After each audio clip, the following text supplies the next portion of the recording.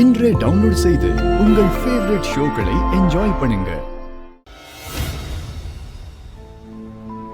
அக்கா, நீயும் மாமாவும் வரலனா அம்மா கிட்ட நான் மாட்டிருப்பேன். ரொம்ப தேங்க்ஸ்க்கா. ஹே, முட்டாள்தனமா ஒரு காரியத்தை பண்ணிட்டேன். சரி தொலைது. அட்லீஸ்ட் அதை யாருக்கும் தெரியாம ஹேண்டில் பண்ணோன்ற அறிவு வேண்டாம். அக்கா, யாருக்கும் தெரியாம கல்யாணம் பண்ணிக்கிறதுக்கு அசட்டு துணிச்சல் போதும். ஆனா அதை சமாளிக்கணும்னா ரொம்ப கவனமா இருக்கணும்.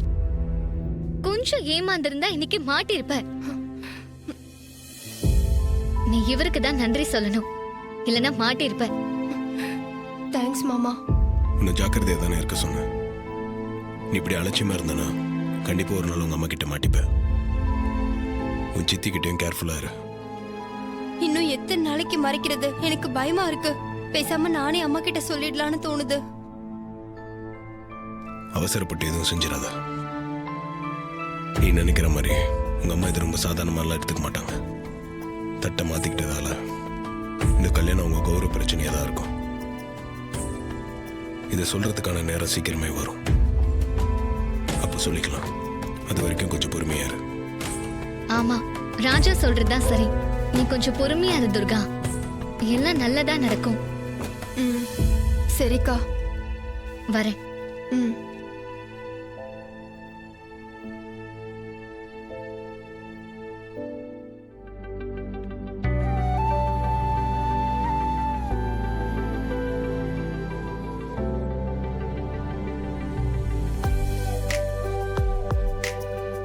ரேவதி, கையில என்னது?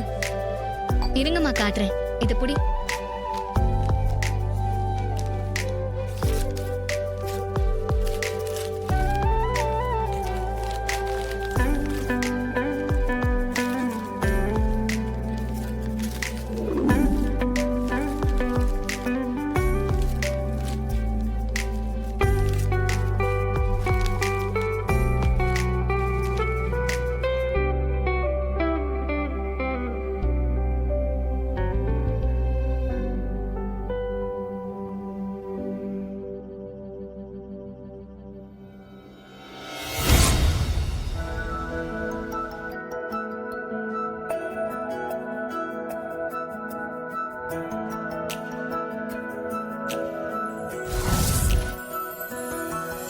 போட்டோ நல்லா இருக்காமா? ரொம்ப நல்லா இருக்கு ரேவதி. ரேவதி, போட்டோல நீங்க ரெண்டு பேருமே சூப்பரா இருக்கீங்க. என்னாச்சுக்கா? இவ்ளோ நாள் இல்லாம இப்ப பெருசா போட்டோ எடுத்து வந்திருக்க. என்ன விஷயம்? ஏய், இப்ப வச்சும் இவளுக்கு இந்த எண்ணம் வந்திருக்கே, அதை நினைச்சு சந்தோஷப்படு. ஆமா ரேவதி, 2 போட்டோ இருக்கே. எங்க மாட்ட போற? ஒன்னு ஹால்ல மாட்ட போறேம்மா, இன்னொன்னு எங்க ரூம்ல மாட்ட போறேன். முதல்ல ஹால்ல மாட்ட போறேன். சரி.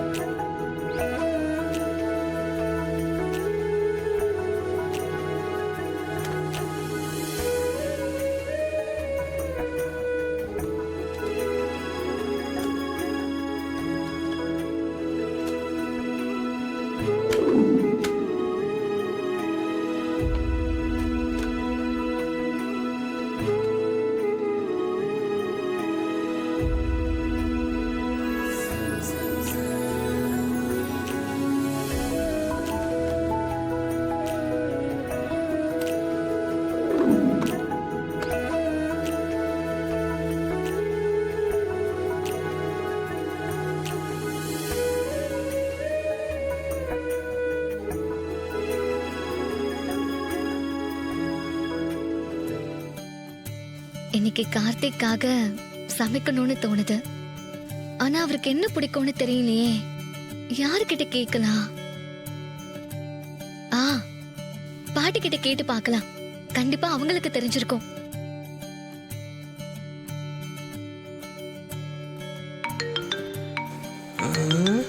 யாரு? சொல்லுமா ரேவதி. பாட்டி, உங்ககிட்ட ஒரு விஷயம் கேட்கதான் போன் பண்ணேன். கேளுடா. நான் அவருக்காக சமைக்கலான்னு இருக்கேன். கார்த்திகா, செய்டா, தாராளமா செய்ய. அவருக்கு என்னென்ன பிடிக்கும்னு எனக்கு தெரியாது. அதான் உங்ககிட்ட கேட்டு தெரிஞ்சுக்கலான்னு போன் பண்ணேன்.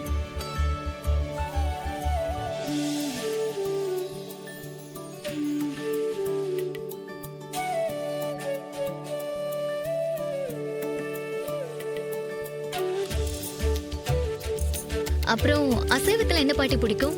அவன் இந்த மட்டன் சிக்கன் இதெல்லாம் விருப்பப்பட்டு சாப்பிட மாட்டான். அவனுக்கு மீன் குழம்பு, மீன் வறுவல், எறா இதெல்லாம் தான் ரொம்ப பிடிக்கும். அதை செய். சரிங்க பாட்டி, இன்னைக்கு அவருக்கு பிடிச்ச மாதிரி சைவ சாப்பாடு கொடுத்துறேன். அத்தையோட காரியம் முடிஞ்ச பிறகு நான் அவருக்கு நான்வெஜ் பண்ணி கொடுக்கறேன் பாட்டி. அப்படியே உனக்கு என்னென்ன தெரியுமா புதுசா அதையும் செஞ்சு அசத்து சாப்பிட போறான். சரிங்க பாட்டி.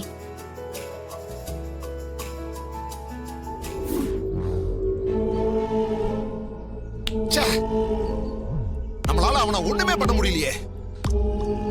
அத நினைச்சா தான் அவனை ரொம்ப கடுப்பா இருக்கு. சந்திரா வேற இப்போதைக்கு எதுவும் செய்ய வேண்டாம்னு சொல்லிட்டா. 2 கையும் கட்டி போட்ட மாதிரி இருக்கு. சித்தப்பா, சந்திரா சொல்றான்னா அதுக்கு ஒரு காரணம் இருக்கும். ஒவ்வொரு தடவையும் ஏதாவது ஒண்ணு செய்ய போய் நம்ம மொக்க வாங்கிக்கிட்டே இருக்கோம். இனிமே அப்படி நடக்கக்கூடாது சித்தப்பா. குறி வச்சு அடிக்கணும். அதனால கொஞ்சம் பொறுமையா இருப்போம். அவசரப்பட வேண்டாம் சித்தப்பா. சரி மவனே. என்ன மாயா, எப்படி இருக்க? நல்லா இருக்கியா? மகேஷ் இல்லாம நான் எப்படிங்க நல்லா இருக்க முடியும்? அவனை கண்டுபிடிச்சு கொடுக்க சொல்லி நானும் உங்ககிட்ட கேட்டுட்டு தானே இருக்கேன். நீங்க தான் ஹெல்ப் பண்ற மாதிரி தெரியல. ரேவதியோட புருஷன் தான் என் மகேஷ ஹாஸ்பிட்டல்ல மறைச்சு வச்சிருக்கான்னு எனக்கு நல்லா தெரியும். ஆனா அது எங்கன்னு தான் எனக்கு தெரியல. நானும் எவ்வளவோ முயற்சி பண்ணி பார்த்துட்டேன். ஆனா என்னால கண்டுபிடிக்க முடியல. நாங்களும் முயற்சி பண்றோம், எங்களாலையும் தான் முடியல. நான் இப்ப கூட ரேவதிய பார்த்துட்டு தான் வரேன். அவ கால்ல விழுந்து கூட நான் கெஞ்சி பார்த்துட்டேன். அவ மகேஷ் எங்க இருக்கான்னு சொல்லவே மாட்டேங்கிறா. புருஷனும் பொண்டாட்டியும் எனக்கு தெரியக்கூடாதுங்கிறதுல உறுதியா இருக்காங்க. நீங்க தான் இந்த விஷயத்துல எனக்கு ஹெல்ப் பண்ணணும். மாயா, இப்ப நிலைமை என்ன தெரியுமா? எங்களுக்கு பல பிரச்சனைகளும் குழப்பங்களும் இருக்கு. அந்த டிரைவர் பையில அந்த கிழவியோட பேரன் நிரூபிக்க நாங்க படாத படப்பட்டுக்கிட்டு இருக்கோம். ஆனா எதுவும் முடியல. எடுக்கிற ஒவ்வொரு முயற்சியிலையும் வரிசையா தோத்து போய் நாங்களே அப்செட்ல நின்னுகிட்டு இருக்கோம். இதுக்கடையில நீ வந்து மகேஷை கண்டுபிடினா நாங்க எங்க தான் போறது? என்னங்க உங்களை நம்பி வந்தா இப்படி பேசிட்டு இருக்கீங்க? நானும் மகேஷும் உங்களுக்கு எவ்வளவு சப்போர்ட் பண்ணோம், அதெல்லாம் மறந்துட்டீங்க. நீங்களும் உங்க ஒய்ஃபும் சொன்னதுனாலதான் நாங்க கல்யாணம் வரைக்கும் அங்க இருந்தோம். இல்லனா அந்த சாமுண்டீஸ்வரிக்கு உண்மை தெரிஞ்சதுமே சொல்லாம கொல்லாம ஓடி இருப்போம். அப்படி ஓடி இருந்தா இப்ப நாங்க சந்தோஷமா இருந்திருப்போம். உங்க பேச்ச கேட்டதுனாலதான் இப்ப நான் இந்த நிலைமையில இருக்கேன். அன்னைக்கு நீங்க ரொம்ப சப்போர்ட்டா பேசுனீங்க, இப்ப இப்படி சொன்ன எப்படி?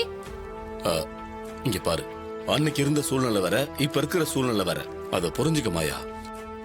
ஓஹோ, அப்படின்னா அன்னைக்கு நீங்க என்ன யூஸ் பண்ணிட்டு இன்னைக்கு என்ன கழட்டி விட பாக்குறீங்களா?